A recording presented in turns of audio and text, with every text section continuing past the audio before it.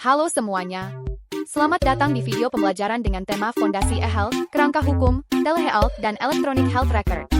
Di era digital seperti sekarang, dunia kesehatan tidak lagi terbatas oleh jarak dan waktu. Cukup dengan smartphone atau komputer, masyarakat bisa berkonsultasi dengan dokter, memantau kondisi kesehatan, bahkan mengakses rekam medis secara daring. Semua kemudahan ini terwujud berkat perkembangan teknologi eHealth atau Electronic Health. Nah, di video ini kita akan membahas apa itu eHealth, bagaimana kerangka hukumnya di Indonesia, konsep telehealth dan telemedicine, serta peran penting eHR dalam pelayanan kesehatan modern. 2. Pengertian eHealth. eHealth merupakan pemanfaatan teknologi informasi dan komunikasi atau TIK dalam sistem pelayanan kesehatan. Tujuannya adalah meningkatkan kualitas layanan, mempercepat proses kerja tenaga medis, dan memperluas akses bagi masyarakat di seluruh daerah. eHealth mencakup berbagai sistem digital, seperti rekam medis elektronik, telemedicine, mobile health, e-learning kesehatan, hingga penelitian medis berbasis data.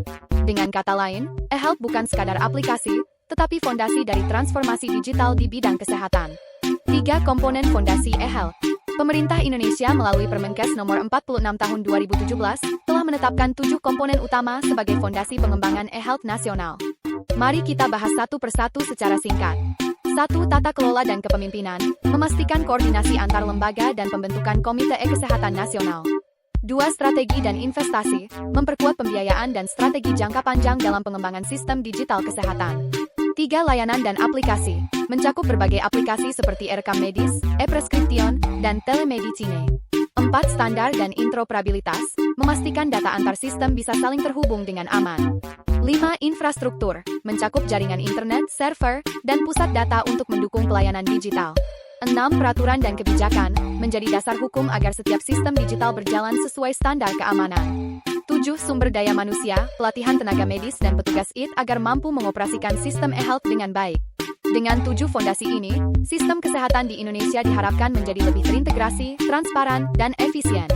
4. Prinsip hukum dan etika eHealth serta telehealth. eHealth dan telehealth tidak hanya berbicara tentang teknologi, tapi juga tentang tanggung jawab hukum dan etika. Dasar hukumnya antara lain: Undang-Undang Nomor 36 Tahun 2009 tentang Kesehatan, Permenkes Nomor 20 Tahun 2019 tentang penyelenggaraan telemedicine antar fasilitas pelayanan kesehatan, serta Undang-Undang Perlindungan Data Pribadi Tahun 2022. Regulasi ini menegaskan bahwa data kesehatan pasien harus dilindungi, tidak boleh disebarkan tanpa izin, dan hanya digunakan untuk kepentingan medis. Namun, masih ada tantangan besar, seperti kebocoran data pasien, malpraktik jarak jauh, dan ketidaksesuaian antar regulasi. Oleh karena itu, diperlukan audit keamanan, pelatihan etika digital, dan harmonisasi hukum agar sistem eHealth berjalan aman dan terpercaya. Selanjutnya, mari kita pahami perbedaan antara telehealth dan telemedicine. Intan biru kecil telehealth mencakup semua bentuk layanan kesehatan jarak jauh, baik klinis maupun non-klinis, seperti edukasi, promosi kesehatan, hingga monitoring pasien. Intan biru kecil sedangkan telemedicine lebih fokus pada pelayanan medis jarak jauh, antara dokter dan pasien, atau antar fasilitas kesehatan. Bentuk-bentuk layanan telemedicine antara lain: teleradiologi, untuk pemeriksaan radiologi jarak jauh; tele-EKG, untuk menganalisis rekam jantung; tele-USG, untuk pemeriksaan kehamilan; dan telekonsultasi klinis, yang memungkinkan konsultasi real-time antara dokter dan pasien. Di Indonesia, contoh penerapan nyata bisa kita lihat pada platform Halodoc, Alodokter, dan Sehatki. Telehealth membawa manfaat besar seperti efisiensi waktu dan biaya, peningkatan akses di daerah terpencil, serta pemantauan pasien kronis secara berkelanjutan. Namun, tantangan seperti keterbatasan internet dan keamanan data tetap perlu menjadi perhatian utama. 6. Fungsi dan struktur Electronic Health Record (EHR). Sekarang, mari kita masuk ke topik yang sangat penting. Electronic Health Record atau EHR, dikenal juga sebagai rekam medis elektronik (RME). EHR adalah catatan digital yang berisi seluruh riwayat kesehatan pasien, mulai dari data pribadi, hasil pemeriksaan, diagnosis, hingga riwayat pengobatan. Manfaat EHR antara lain: meningkatkan akurasi data medis, memudahkan akses antar tenaga kesehatan, mengurangi penggunaan kertas, dan menjamin kontinuitas pelayanan pasien. Struktur EHR terdiri dari 5 elemen utama. 1. Pengenal pasien. 2. Pengenal fasilitas kesehatan. 3. Pengenal penyedia layanan. 4. Informasi kesehatan. 5. Dan informasi administratif.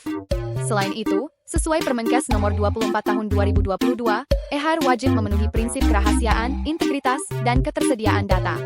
Akses ke data pasien hanya diberikan kepada tenaga kesehatan berwenang dan menggunakan. All right, Brain. You don't like me and I don't like you. But let's just do this and I can get back.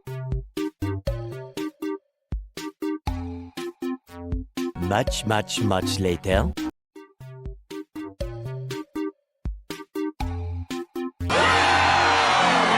See you later, friend. Bye-bye. Might sound crazy,